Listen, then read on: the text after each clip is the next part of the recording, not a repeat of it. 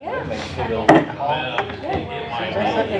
morning, everyone. It's 9:02 with the clock on the back wall. I have 9:02. Feeling patriotic today. I'd like to lead you all in the pledge to the flag.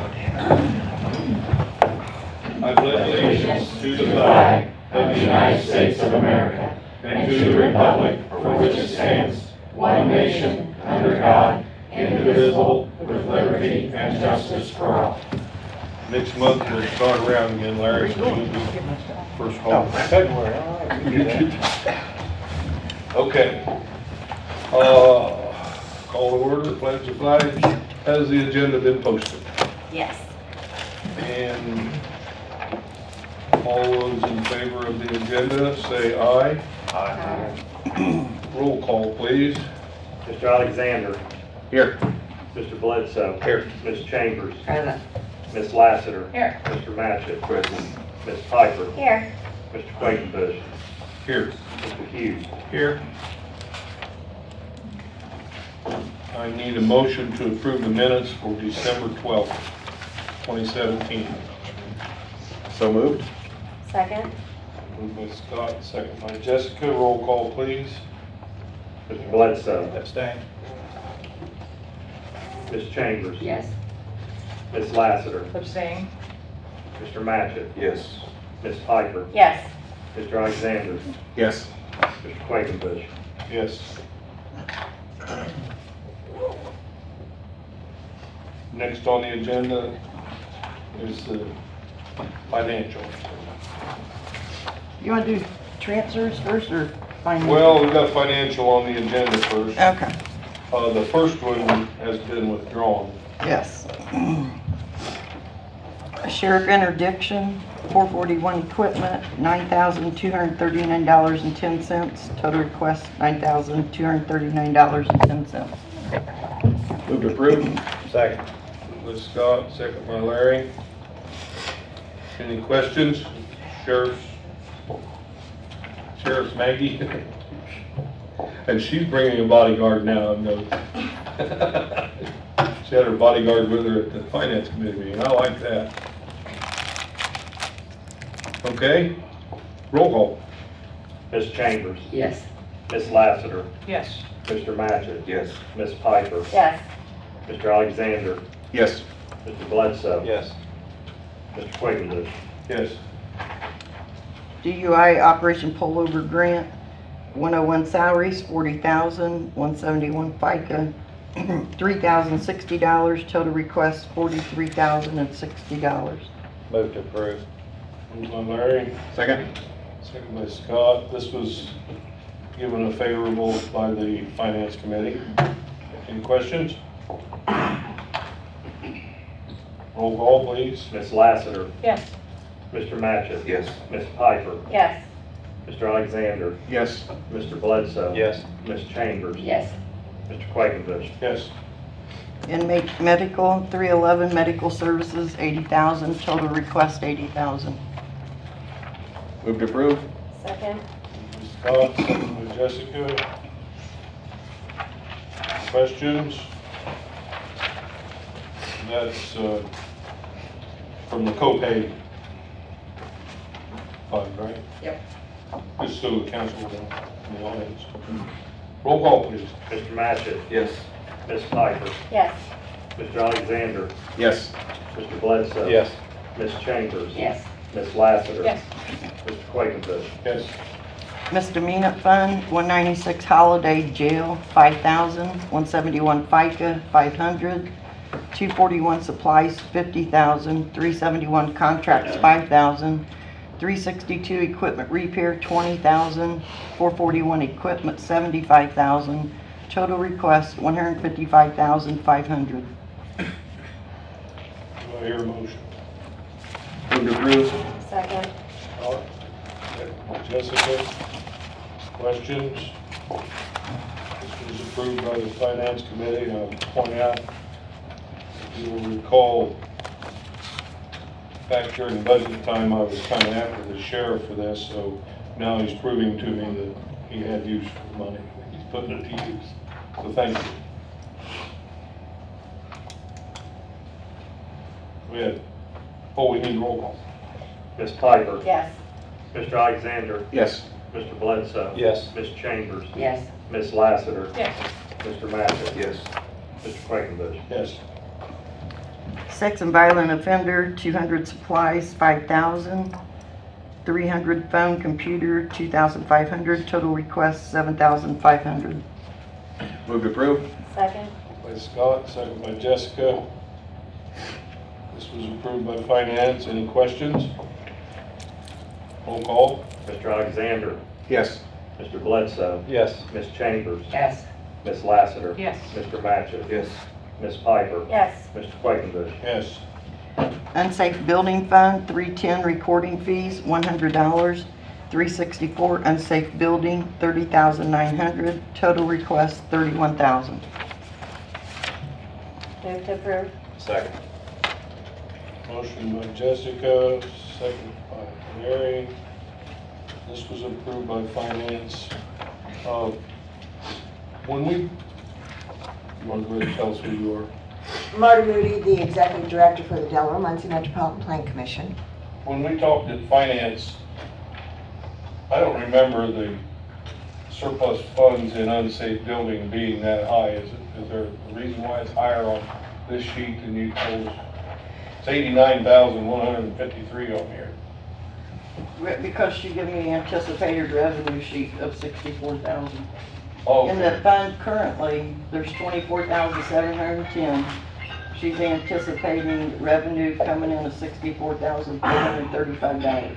But that's only if people pay their fines. Okay. That's why I limited the appropriation to the funds that I know are going to be there. Well, I know you well enough to know you would tell us you're gonna spend something you didn't have, but Yeah, that number kind of caught my eye because we didn't talk about that at Right. the finance committee. Right. Roll call, please. Mr. Bledsoe. Yes. Ms. Chambers. Yes. Ms. Lassiter. Yes. Mr. Matchett. Yes. Ms. Piper. Yes. Mr. Alexander. Yes. Mr. Quakenbush. Yes. Comprehensive plan, 241, computer support, 1,000. 310, professional services, 160,500. 323, travel, 3,500. 331, printing, 3,000. 371, computer rentals, 3,000. 391, dues and subscriptions, 6,000. 393, schooling, 6,000. 395, public meetings, 1,000. 441, machinery and equipment, 5,000. 444, vehicles, 25,000. Total request, 214,000. Do I hear a motion? Move to approve. Second.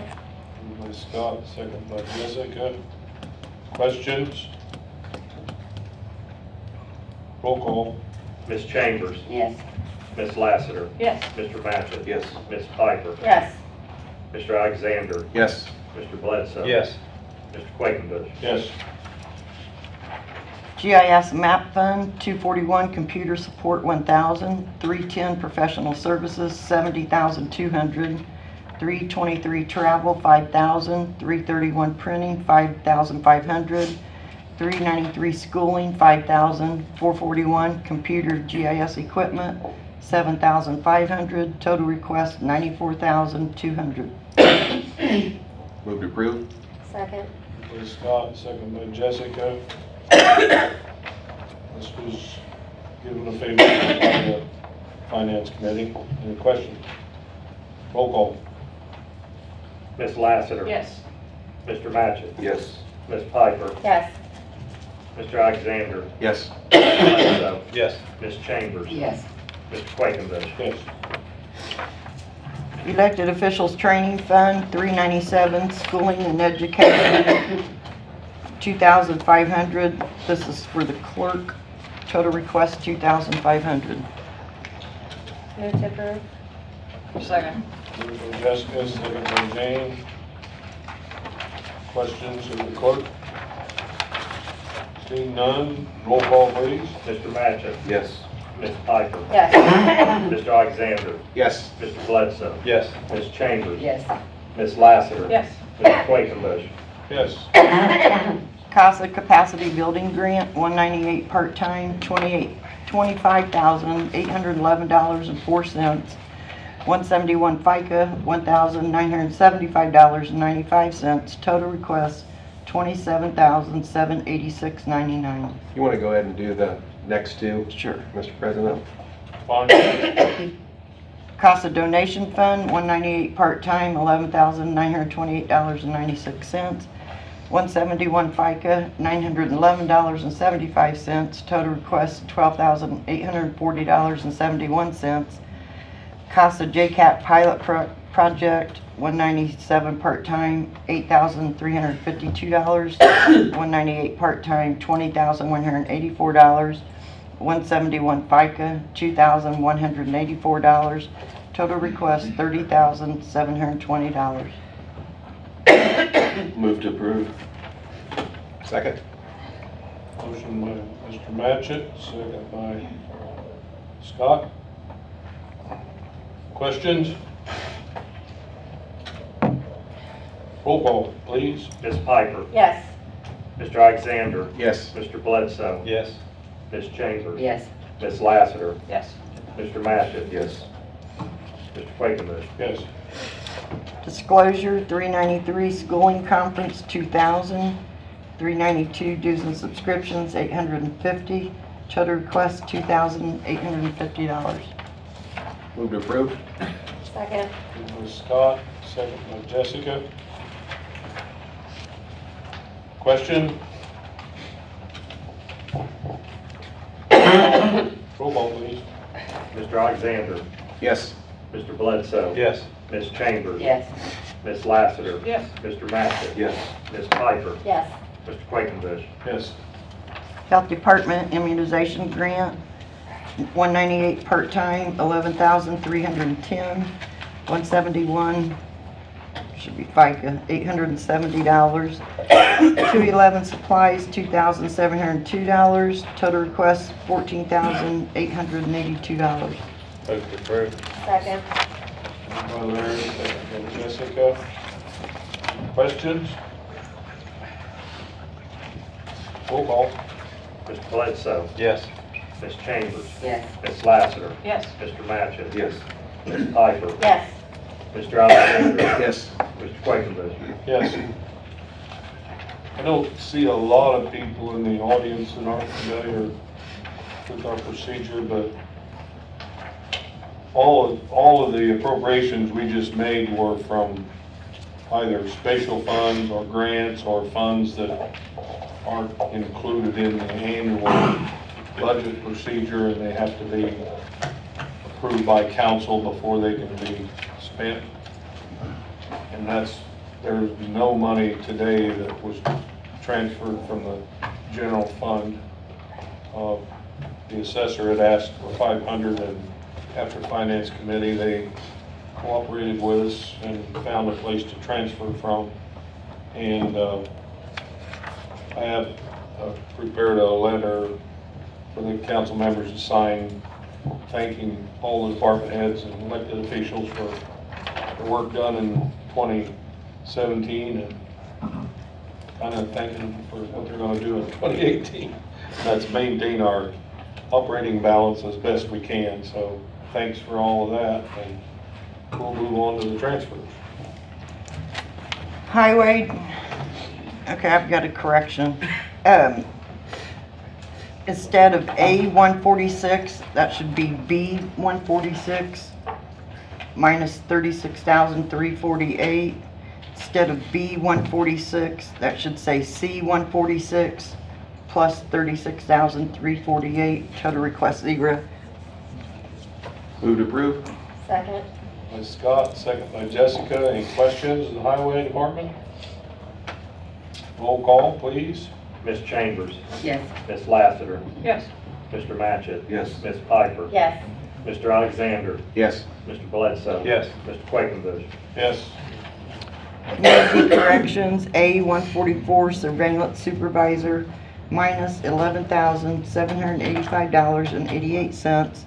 197 part-time plus $11,785.88. Total request 0. Move to approve. Second. By Scott, second by Jessica. Questions of community corrections? Roll call, please. Ms. Lassiter, Yes. Mr. Matchett, Yes. Ms. Piper, Yes. Mr. Alexander, Yes. Mr. Bledsoe, Yes. Ms. Chambers, Yes. Mr. Quakenbush. Yes. County Assessor, 198 part-time, minus 500. 197, level 2, plus 500, total request 0. Move to approve. Second. Moved by Jessica, second by Chris. Yes. Questions? Thanks for coming. Roll call, please. Mr. Matchett, Thanks for your help on that, too. Yes. Ms. Piper, Yes. Mr. Alexander, Yes. Mr. Bledsoe, Yes. Ms. Chambers, Ms. Lassiter, Yes. Mr. Quakenbush. Yes. Make a motion to approve the financial transfers with like reductions and to amend the salary ordinance. Second.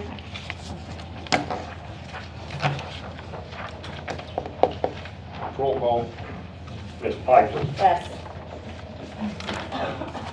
Mr. Alexander, Yes. Mr. Bledsoe, Yes. Ms. Chambers, Yes. Ms. Lassiter, Yes. Mr. Matchett, Yes. Mr. Quakenbush. Yes. For a second there. I thought he said Next what thing he on the just- agenda is tax abatements. I don't believe we have anything on tax abatements. We leave that on there, kind of permanent. And then, the next is appointments. And, we've got a couple of things to take care of, but first I would like to introduce Tina Reese. She is our new appointment to Animal Control Board. Tina, would you like to introduce yourself? Tell us a little about maybe your experience. You have to come to the mic Okay. and state your name. Tina Reese. Tell us a little bit about your experience in animal life. I think I've heard a little bit. Well, I support the Muncie Animal Shelter. I've been there several times to get barn cats, and then I've done yoga with cats and yoga with goats there. And my salon has done fundraisers to help fund the shelter, and I like animals. We thank you for stepping forward and serving. Thank you. And I thank Jessica for finding you. Yeah.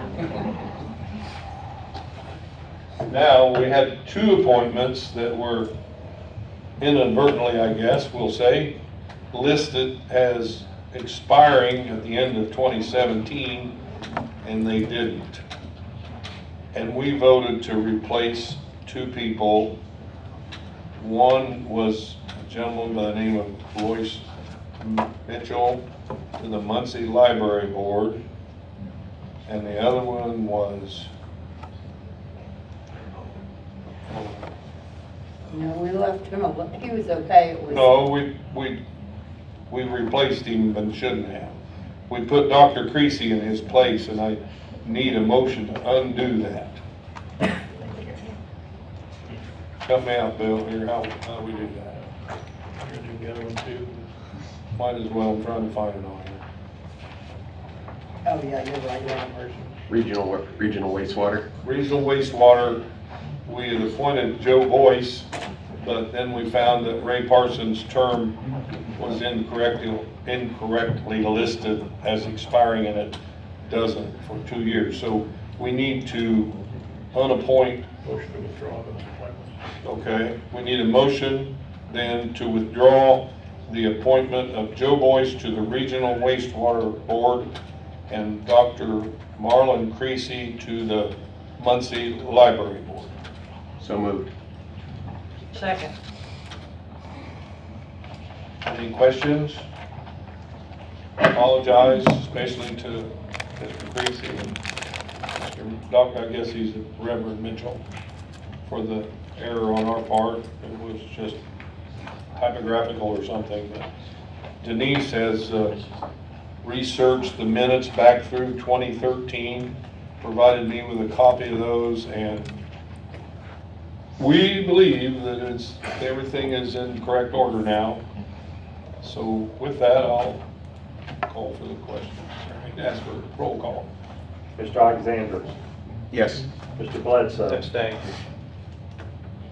Ms. Chambers, Yes. Ms. Lassiter, Abstain. Mr. Matchett, Yes. Ms. Piper, Yes. Mr. Quakenbush. Yes. I came in the other day to talk with Denise, and she had books spread all over everywhere going through that stuff, so appreciate that, Denise. You're Thanks. welcome. I asked all of the council members if and when you appoint people, I need to have the contact information, if it's annual, 3-year, 4-year, and the political party I don't think really matters. But I need their cell phone. I mean, I need some information instead of just coming up here and saying that you want to appoint them. I need their contact information and their expiration date. I'd appreciate it. I can tell you a little anecdotal story. Back when I was a commissioner, these appointments were so messed up, and some of them involved City of Muncie, and some of them had political balances, and I was in the mayor's office, and we were discussing all these, and somebody said, well, it's by state statute, and the mayor kicked the state statute book across the room. It's tough to keep all this stuff up to date when you have different people changing in the roles in the chairs, and so it's not the first time I've been confronted, but wasn't near as difficult this time as it was before, I'll tell you that much. Okay, now, where are we going now? Personnel, human resources. Have anything for us? Nothing? Instructions from the sheriff here. Pardon? I said I'm getting instructions from the sheriff. Sheriff. Hi, Mr. Quakenbush. Didn't recognize him out of uniform. Thank you. That was a dig, didn't you catch it? No, I didn't catch it, sir. Okay, resolutions. Have any resolutions? Other new business? I guess I will announce another new business that the commissioners have asked us to meet in conference with them in regard to possible purchase of property at 11 today, so we will be going into executive session at 11 o'clock. That's about all I have. And Mr. Hughes is going to report now on his research on longevity. President Quakenbush asked me to research and report on the status of longevity pay for certain county employees. By way of background, the County Council adopted the last of a series of longevity pay ordinances in 2007. That ordinance was amended by Ordinance 2011-39A, which provides all future hires/employees of Delaware County are excluded from participating in the longevity plan. So it left the longevity pay intact for all employees hired prior to the effective date of the 2011 ordinance, which was December 13th, 2011. Now, at the time of the 2011 ordinance, the county had several existing collective bargaining agreements. Those agreements were renewed from time to time until this year. And at the present time, a new combined public safety collective bargaining agreement is being negotiated by Mr. Brook as county attorney. So earlier last fall, I had researched and provided President Quakenbush with my opinion that salaries cannot be negotiated through collective bargaining by the county. The basis for that opinion was that the county council, as the fiscal body, has sole authority under the statute to, quote, fix the compensation of officers, deputies, and other employees. This is done through the budget process as spelled out in the Indiana Code. Establishing compensation through some other method would subvert the budget process. Put another way, your salaries are a very large component of the county's annual budget, and you really can't establish salaries unless you have due regard for all of the county's anticipated revenues and expenditures. And that is the function and the sole province of the county council. Now, with respect to longevity pay, I conclude that it is also compensation. It's not a fringe benefit. And it can only be authorized by a county council ordinance. As it stands now, because of the ordinance I referenced earlier, no employee hired after December 13, 2011 is eligible to receive longevity pay. After the negotiations for the new collective bargaining agreement are concluded, it may be necessary to consider whether any changes to the ordinance are warranted. I will work with Mr. Brook and keep the council informed of what's going on with negotiations and whether any potential amendment to ordinance 2011-39A are advisable. Be happy to answer any questions. So the conclusion is that you're going to come back to us after Mr. Brook comes to some satisfaction at the negotiating table. Is that a good way to say it? Yes, exactly. Yeah. And I know we had a discussion at the last meeting that actually wasn't on the agenda, but I chose to let it go on. And I think it was profitable, and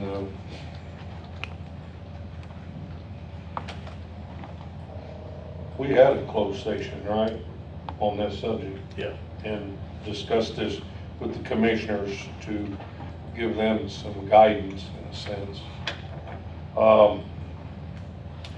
What I would like to do also along that line, I've always kind of been the unelected parliamentarian for this board for the several years I've been on it. And just so that I don't get out of hand, I'd like to get the council members' support to appoint Mr. Hughes as our parliamentarian. And that way, if I get off the beam, or any of you do, or some in the audience, he'll call a point of order, or grab the gavel and hit somebody on the nose. So with that, I would ask for a vote of aye to appoint Mr. Hughes as parliamentarian. All those in favor, say aye. Anybody opposed? Any comments?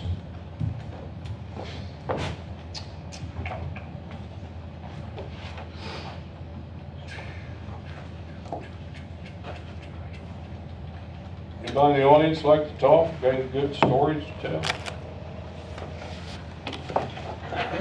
Jason, Roger, EMS? Good morning. I have no good stories to tell. My name is Jason Rogers. I'm the EMS director. I just wanted to bring you up to speed. The last time we spoke, Ms. Lassiter asked me about the city's intention to create fire-based EMS and what that would mean for us. And as we have looked into some of the things that they're discussing and doing, we have really started to evaluate all of our processes to be able to put a dollar amount. Several of you have reached out to me and asked me, what is the amount that or what is the cost that it is to the county to subsidize the city for EMS? And that's a difficult number because it's a moving target year to year.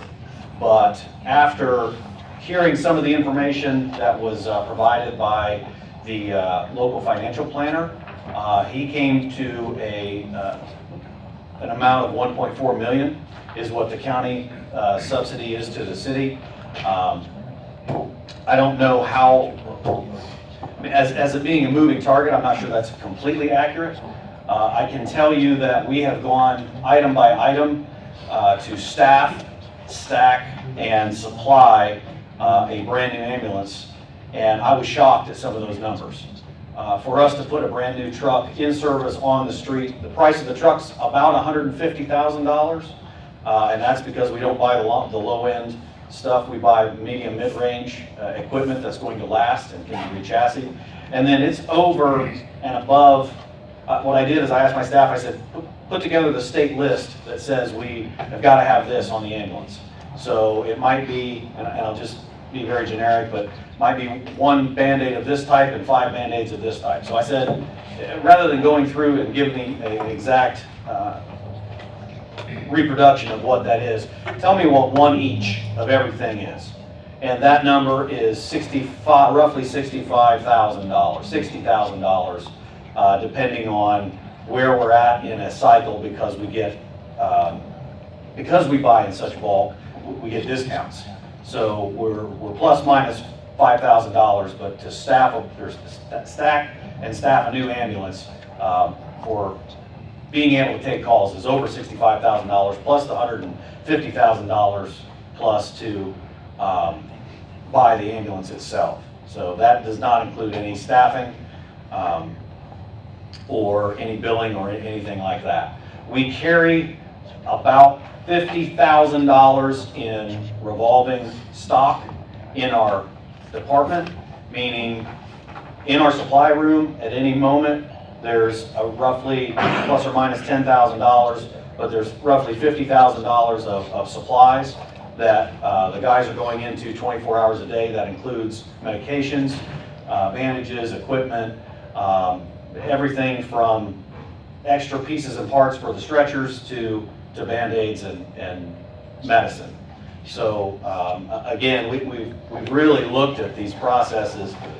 Some of the things that we've been fortunate to do has made our lives just a little bit easier. The supply stock room that last year, I think it was last year, you approved us purchasing what is basically a vending machine, really lets us look and nail down to the penny what we're spending, where we're spending it, when we're using it. So we're able to get some of those numbers today because we just don't have a supply closet anymore. It's actually a tracking system. I can tell you, the prosecutor calls me, or one of the deputy prosecutors calls me about every other month to talk about Narcan and how much money we spend, and I can put a number to that to the penny. That machine itself, I think, was almost $30,000. So as you have reinvested in EMS, I'm sure it makes it look profitable. I'm sure it makes it look like we have new trucks all the time and that we take care of our things, because we do. We require that of our employees. But I can tell you there's a cost of doing business, and that cost, we're providing that service to the city for over $1.4 million. So if you would like to see that financial report that Mr. Harris, I believe, put together, I do have a copy of that. And then I also have documentation that I'll be happy to share with you that breaks down exactly where I get these numbers from. It's a little bit difficult. Ron called me and said, okay, so if they take 70% of those calls inside Center Township, what does that mean in a dollar figure? And I said, well, you can't take that 70% number because the largest majority of non-payers are in that demographic inside Center Township. So we're thinking about 80% of the people that don't pay are the clients that they're going to be picking up. So then there's the write-offs, and hopefully I've explained that enough in the past that I don't need to redo that, but please reach out to me if you don't understand how that takes place, why we've done the things that we've done in the past. I'll be more than happy to sit down with any of you. Please ask Mr. Bledsoe. He was sitting up there when we worked on a lot of these things together and showed that we're really breaking even. So, the numbers don't lie. And we have looked into cost savings and done as many things that we have over the last 5 years to really cut down what we're costing. However, I can tell you that we come back at the end of every year for fuel, overtime.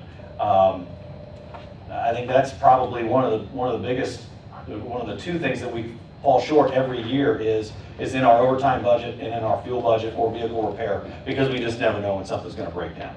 So, you'll see me, I'm sure, again at the end of this year for 18 and needing money in those accounts as well. So to say that we're a profitable entity for the county, that is not correct. A business would not, if a business does not turn a profit, it does not stay in business. Well, we're not a business. We are a government entity providing a service. We are breaking even.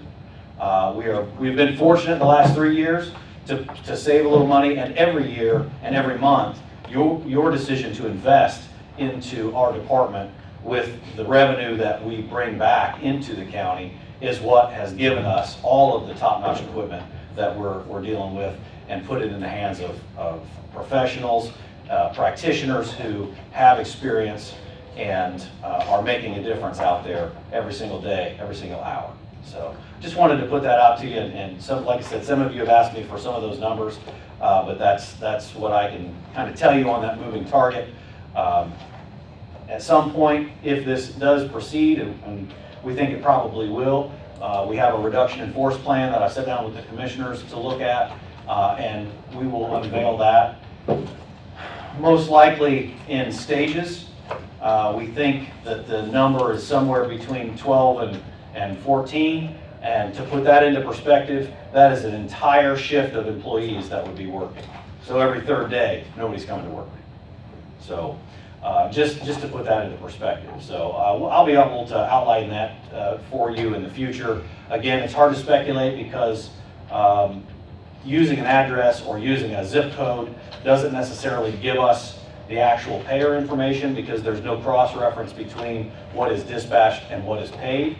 And we're actually working on that with the billing company to try to nail those numbers down.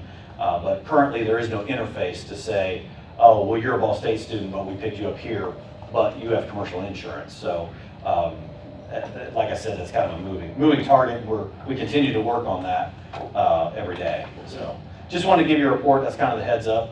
If any of you have any questions, I'll be more than happy to answer them here, or reach out to me offline, and we'll see what we can find out for you. I don't know if I have a copy of that report, but I would like to see that report. And I just want to thank you for all the time and effort and heartache that you've put into this. I know you have, but I also, I was at all 3 meetings over there. I want to comment on our people, Delaware County EMS, on their professionalism to sit there in the midst of that circus that's going on, and may continue to go on. Hopefully they will realize what they're peddling over there isn't real. But if they don't and they take on EMS, I know that you're prepared, and like I say, if you could pass that on to the people of EMS out there, I mean, their professionalism to sit there like they did and be respectful, and the speakers that got up were all respectful that were from EMS. It's an emotionally charged topic, for sure. I appreciate those comments, and in fact, the reason I was late today is because we were having a staff meeting with everybody at the department right now, and Dr. Cornwell's meeting with them currently. And I will pass those comments on. The thing that's, I think, frustrating for them is they just don't know what's happening. It's never been said that they don't provide a good service. I've heard the words faster, and I've heard the words better, but we can't articulate what that means. And I contend you can't do it better than we're doing it. I mean, as I told you, I think in budget hearings a year ago, or maybe longer, we needed more help.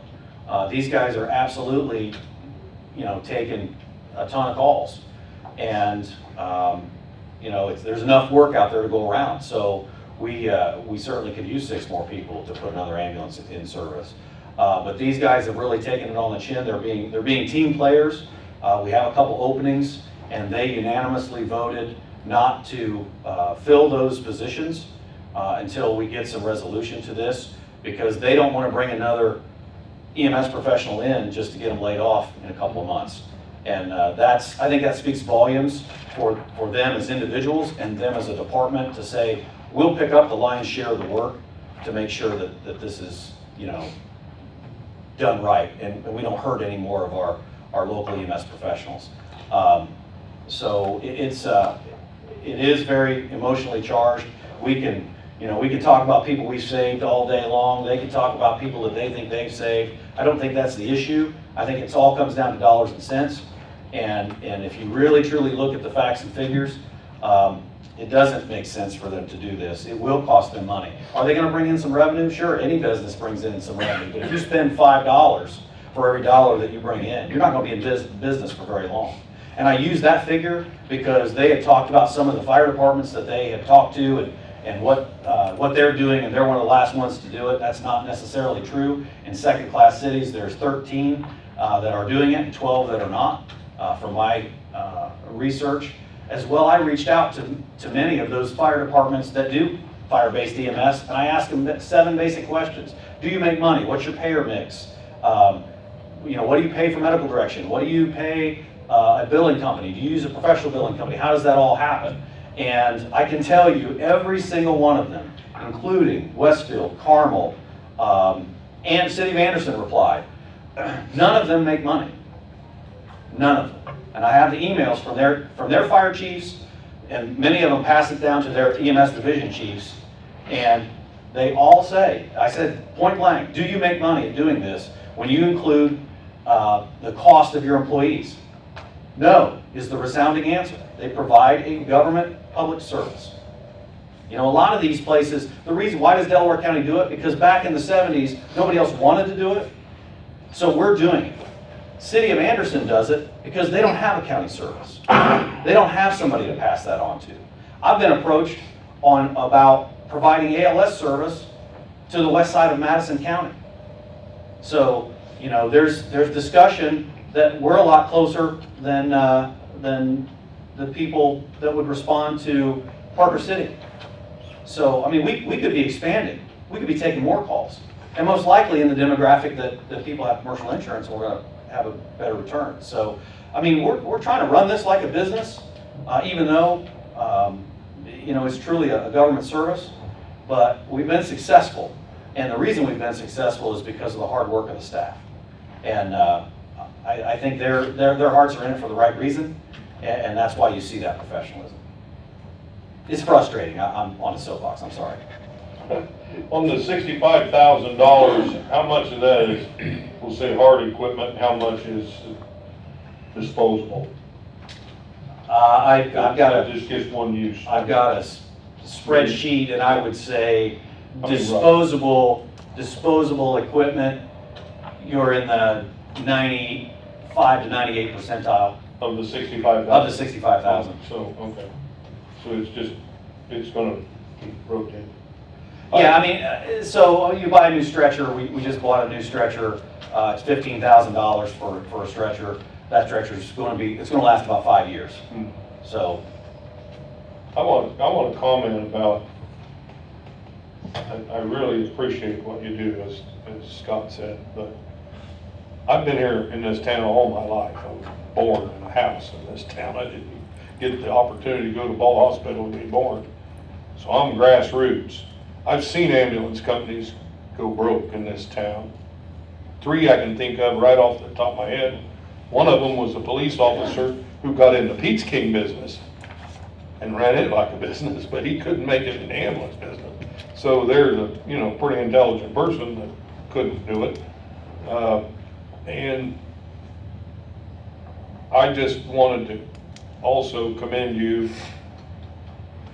Jason will provide any council member that wants more documentation than you can hardly understand. He did me. I asked him and he sent me, I've got it on my computer, back to 2013, I think that is that you sent me, of the records and the cost and the write-offs and the whole bit. It's not anything I studied, I scanned it, but he also reached out to me one day and invited me to sit down with some of these supervisors, and I think from my own conclusion, the only reason you did that is you wanted to show them that they had the support of the council, because there wasn't anything said that day about anything other than just a little camaraderie among them and a chance for me to rap with them, and I think that was really excellent move on their part. It helped me feel, and I've been in this thing since I was 3 years old, so I know what you come through. Well, the frustrating part, I think, for my staff and myself is we're doing all this work for the city. And I hate to say it, You but mean the population of the city? No, I don't know. Not the city of Muncie. No, I'm talking the city of Muncie, because Well, you're we're doing it for disproving people, though. What I'm talking about is the financials, going through our stock and inventory. We know Yeah. that we're being successful. But now we have to prove it to them so we can save an entire shift to our employees. You know, we could wash our hands of this and say, do it, I dare you. And 2 years from now, the city will be a mess because it will not be profitable. They'll be losing money, and they're going to be looking for somebody to come in and take over. Thing is, Delaware County EMS isn't about seeing anybody fail, right? It's about having the best that you could possibly have provided to everybody in the county. So it's a huge waste of our time to go through this exercise and try to dispute what they're saying, because their basis is on fiction, not fact. Thank you, Jay. Thank you. Thank you. Anyone else?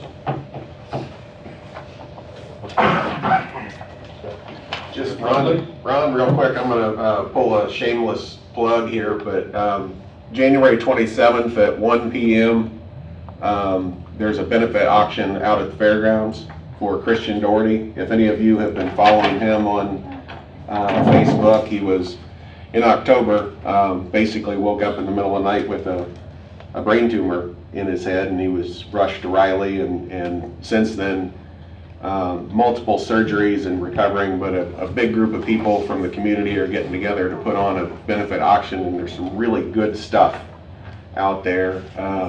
What's the date?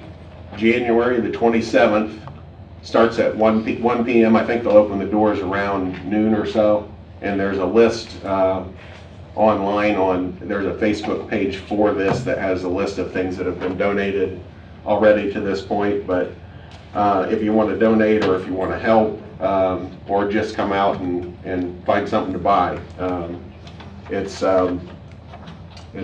Christian Doherty. His dad's Brad Doherty. I've never met him. I've never met Brad, but that I know of. But it's just, I mean, the daily update that you got on this little guy, 6 years old, was just grabbing right at your heart. So there'll be a lot of people out there spending money and donating money, and there'll be food, and they're having a band and everything out there, I guess. So anyway, I've got some flyers up here if you guys want to pass them around, or get on Facebook and check it out. Thank you. Delaware County Sheriff Ray Dudley. I just want to keep you guys apprised of what's going on with the Indiana Sheriff Association. We got a new bill that's being introduced this year. Tomorrow, myself, as being a part of the legislative team, will be down talking to some of our legislators about it. It was introduced by a senator out of Shelby County, and it's House Bill 1359. House Bill 1359. And it deals with drug dealers who deal drugs that ends up in the result of a death. Now, the different schedules of the drugs, and the biggest one for us is the opiates. If we can prove who dealt the drugs to the individual that passed, it's a Class A felony. Now, different schedules or different things result in this death or the result of this death, but this is a huge, huge undertaking, and if we get it passed, it's going to be a positive for all of Indiana on people not only within our state, but coming to our state dealing drugs, especially our opiate problem, which, you know, Mr. Rogers can tell you more about it. All the, I think we're averaging still 3 overdoses a day on the opiate problem, and a lot of those resulting in death because of the lacing of that with the fentanyl in that. So this is going to be a huge, huge year if we can get this passed on this short legislative season. But it's something that we're going out and actively looking for. So I just want to keep you guys apprised of that. Thank you. Thank you. Questions, Sheriff? Thank you. Ron, we need to pass this for Donna, I guess, or introduce it for Donna, the encumbrances. Oh, okay. I didn't have that on the agenda. I almost forgot about it, but since I had this handy dandy copy printed out for me. I have mine laying here to remind you. Gail had emailed them all to all the council members. I'm not sure. Well, I reviewed them with Gail the other day, and most of it is bridge projects. Yes, always I is. mean, the bulk of it, I didn't do the percentage, but probably 90% of it's bridge projects that are ongoing. That's a swag, because I didn't do the number, but I know most of them are bridge projects. The rest of them are rather not any large amounts in there. You know me, I was looking for large amounts. Yeah. But Gail and I went over, I came in the other day and talked with her about it, and we went clear through it, and she gave me a little cheat sheet so I could look them up, the departments up, and I would recommend a motion to approve the encumbrances as presented. What's the total number on the bottom of that? Oh. We ought to put that in the motion. $4,264,467.66. I'll make a motion to approve the encumbrances for that amount, $4,264,467.66. This is encumbered from the 2017 budget for items that have been committed for payment but haven't been performed. Correct? Yes. I'll second. Okay. Questions? Roll call? Ms. Chambers, Yes. Ms. Lassiter. Yes. Mr. Matchett. Yes. Ms. Piper. Yes. Mr. Alexander. Yes. Mr. Bledsoe. Yes. Mr. Quakenbush. Yes. Thank you. I will comment that in the past, I've been a little tough on a president a time or two. But there's a little more to this job than what I thought. So I appreciate you guys not harassing me as much as I did you. It's a pretty busy job. I keep pretty busy doing this. I enjoy it. My doctor told me, go ahead. He said that's what's keeping you healthy as best you can, keep my mind cooking. So thank you all for that. Emily's out there. She likes to keep me alive and well. She's always called me. She always calls me with her problem though, so we can talk it out. So do others, so I appreciate that. And I do have a letter in the packet for signature to the department heads, as I mentioned earlier, and I appreciate all of you signing that so we can get that out. It's just a little follow-up on our goals. Anybody else? Motion to adjourn. Second. No, you have to make the motion. Oh, motion to adjourn. I'll second. Roll call, please. Ms. Lassiter. Yes. Mr. Matchett. Yes. Ms. Piper. Yes. Mr. Alexander. Yes. Mr. Bledsoe. Yes. Ms. Chambers. Yes. Mr. Quakenbush. Yes.